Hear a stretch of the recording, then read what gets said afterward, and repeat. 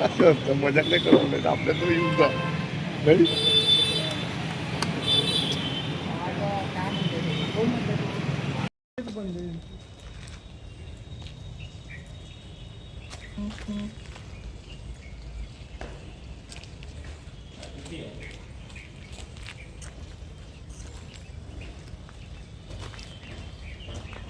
वाटलं हे टाकून द्या आणि ते तिकडचं तुम्हाला मिळेल.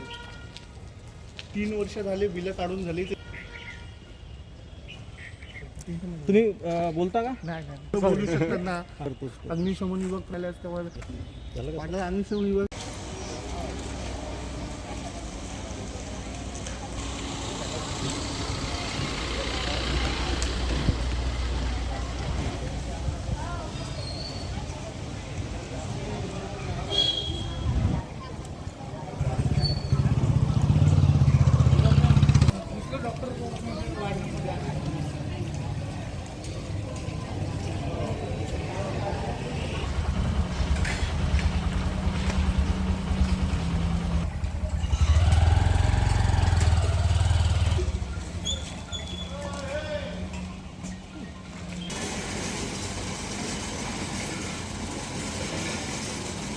ऑगस्ट 2026ला इथे जिल्हा शल्य चिकित्सक म्हणून रुजू झालो.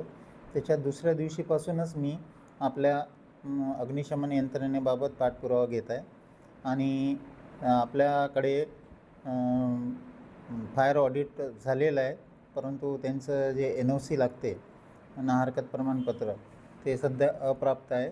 तर त्यासाठीसुद्धा मी पाठपुरावा घेत आहे आणि मी पूर्ण हॉस्पिटलचा राऊंड घेऊन आपल्याकडे जे अग्निशमन यंत्रणा आकस्मिक आग लागल्यास आपल्याकडे 86 किलोचे फायर एक्सटिंग्विशर म्हणजे जे रेड कलरचे लाल कलरचे बंब राहतात आकस्मिक आग विझवण्यासाठी ते कार्यान्वित आहे. तसेच आपल्याकडे कार्बन डायऑक्साईड सिलेंडर ते 6 किलोचे 6 सिलेंडर आपल्याकडे कार्यान्वित आहे आणि जवळपास 6 किलोचे ABC टाईपचे फायर एक्सटिंग्विशर बंब आपल्याकडे ते कार्यान्वित आहे. आणि आपण सर्व कर्मचाऱ्यांना आकस्मिक आग लागल्यास काय काय उपाययोजना करता येईल यासाठी मॉक ड्रिलसुद्धा आपण आता 15 ऑगस्टला घेतली होती आणि दर 3 महिन्यांनी आपण मॉक ड्रिल घेतो.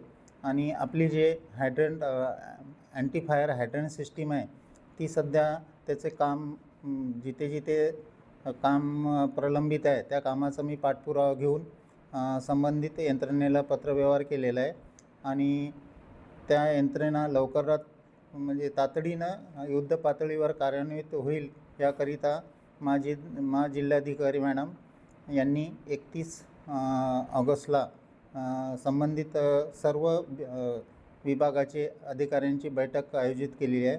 त्या बैठकीदरम्यान माझ्या ज्या समस्या आहे मी ते सोडवण्याचा आणि ही जे hydrant anti fire hydrant system जी आहे ती लवकरात लवकर कार्यान्वित होईल या दृष्टीनं मी पाऊल उचलणार आहे. काही घटना घडल्यास आताच आम्ही 15 ऑगस्टला सर्व कर्मचाऱ्यांना मॉक ड्रिल घेऊन सर्वांना प्रशिक्षण दिलेलं आहे आणि आपण या गोष्टीसाठी सज्ज आहोत.